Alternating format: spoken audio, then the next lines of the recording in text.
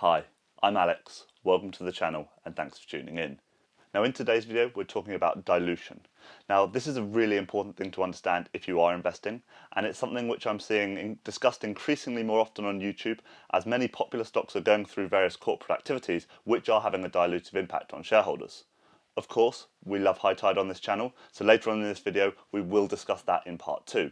However, the important thing to remember is that dilution is something which affects every company that's trading on the stock market, and so seeing it immediately as something which is negative is actually not the right way to be thinking about it at all.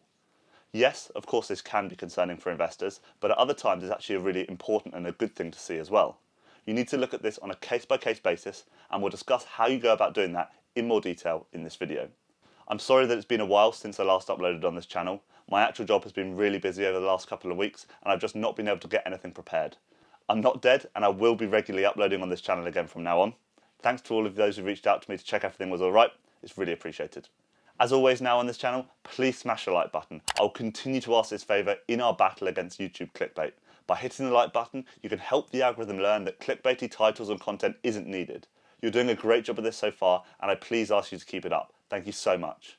If you're new to the channel, make sure you're subscribed, and if you want to see more content or join the private Discord or the private video calls, then check out the Patreon group. As always, I'm not a financial advisor. This video is purely for educational and entertainment purposes only, but let's get straight into it. So, let's talk about dilution. There's a huge amount of misinformation which I've read, watched and seen on this topic recently, and so in this video I want to do my best to try and dispel that and explain the reality of it all. So, firstly, what is dilution? Well, basically, it is the process of a company issuing more shares and increasing the total number of shares which it has outstanding. Now, there can be many different reasons why a company may do this, and all of those different methods has a different impact and outcome on the company. However, it's something that every company does, and it's not a new concept at all. For an investor, the impact this has is on the percentage of the company which we own, and the fact that decreases. For example, if you own 10 shares in company A, and that company has 1,000 shares overall, you own 1% of the share capital. If the company then issues 100 new shares, your ownership will be diluted, so you would now only own 0.9%. You personally own the same number of shares, but the total number of shares the company has increased. The company's valuation remains the same, so the value of your shares has theoretically decreased upon this dilution. However, that's theoretical, and it's really important to keep that in mind as we'll discuss shortly. If the company is a dividend-paying stock, then clearly the dividend per share will decrease in this scenario, and the same being true for EPS or earnings per share if this is positive for the company. The important thing here, however, is that this is not necessarily a bad thing. To know whether or not the dilution is bad, you need to understand what the dilution may be for, how significant it is, and how dilutive this may actually be. Now, every company listed on the stock market has some sort of dilution regularly. So as investors, this is definitely something which we need to understand. Companies typically issue share options and RSUs or restricted stock units to its management teams, and those are dilutive to shareholders. However, the impact of these is usually tiny, and it forms part of the key compensation package for management in the company. Alternatively, companies may issue new shares as part of an offering and sell these to new investors to raise more capital. Now, these can be much more meaningful in size and can be much more dilutive for shareholders.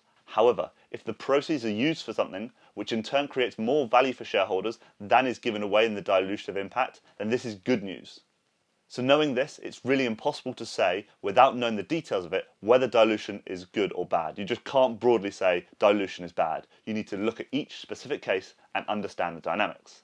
Now, to get a better feel for this, I'm going to lay out a couple of different examples. All of them are fictional, and any similarity to any actual company is purely coincidental, but hopefully these will help you get a better feel for whether dilution can be good or bad and in what different scenarios. So firstly, scenario 1. It's a small cap growth stock, which is diluting its shareholders by, say, 10%. Now clearly this is a lot of dilution, but the proceeds generated from this equity issuance are being used to help the company fund some acquisitions. Importantly, the company is profitable and cash generative. However, they need this injection of capital to help them compete on the acquisitions and get some deals over the line. So to understand whether this is good or bad, we actually need to dig into the acquisitions they're looking to do.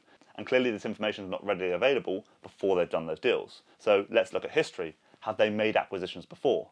What we're looking for here is an example that they're able to create shareholder value through these acquisitions. If more value is created on a per share basis from the acquisitions they've made, than is lost through the issuance of new shares, then clearly this is an example where that share issuance and the dilution is good news. The reverse is also true. If they're making bad acquisitions, then they can be destroying shareholder value more, and this would be an example of where dilution is bad. Now, to quickly digress, value in acquisitions can be made a number of ways, but the simplest way to think about this is through multiple arbitrage. This is basically where you're acquiring profits or EBITDA for a lower multiple than the company itself is valued at. So for example, if you're trading at 10 times EBITDA and you acquire a company for 5 times EBITDA, you're immediately creating that 5 times EBITDA of incremental value on day one. Synergies from the deal, i.e. duplicated costs which arise when two companies are combined and can be eliminated, are another good example of value creation. Again, this is something which is great to see in acquisitions of companies doing. Now, obviously the strategic rationale is also important of the deal too.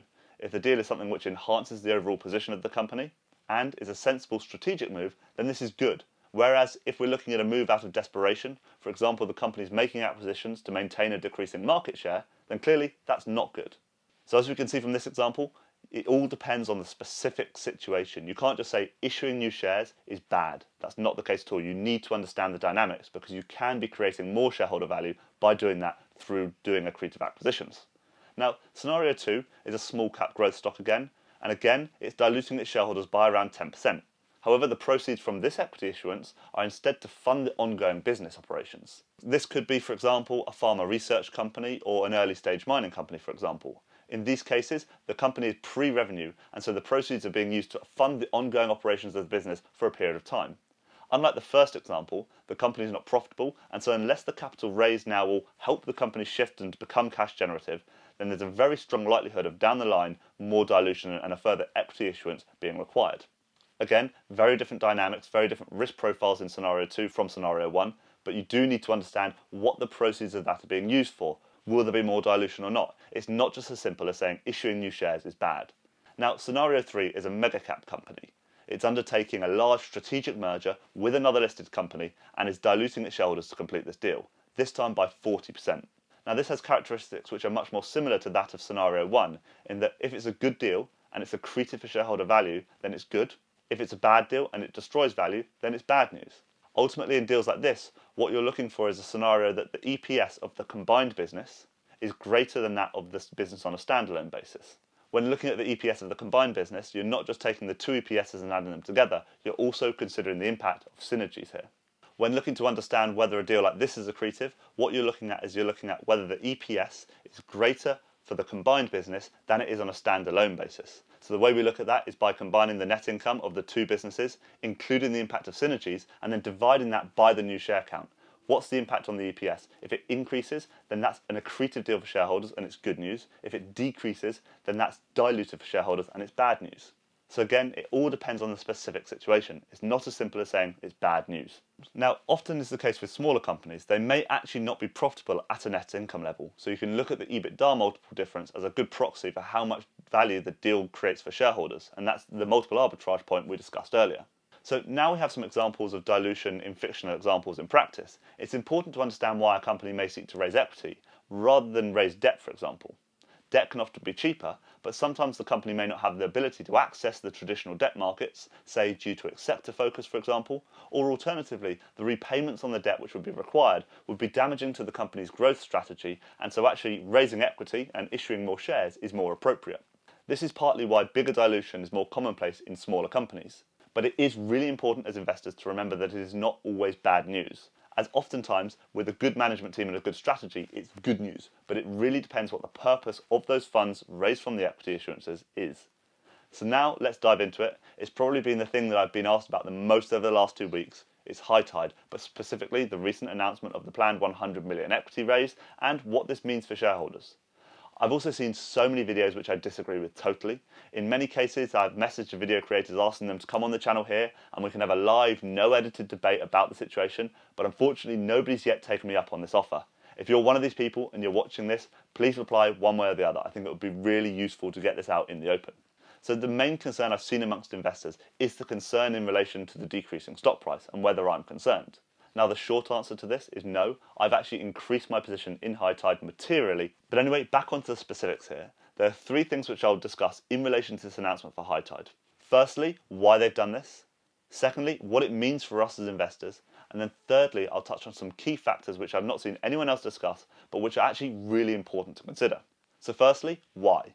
Well, this is clearly not the first time the company is issuing more shares, but importantly, the scale of it indicates that there is a clear purpose behind this. Given the narrative we've heard from the company to date and their track record, I'm very firmly of the belief that we can expect a couple of meaningful acquisitions fairly soon. Having the certainty of being able to fund those acquisitions, which this filing brings, is so important in getting these deals over the line.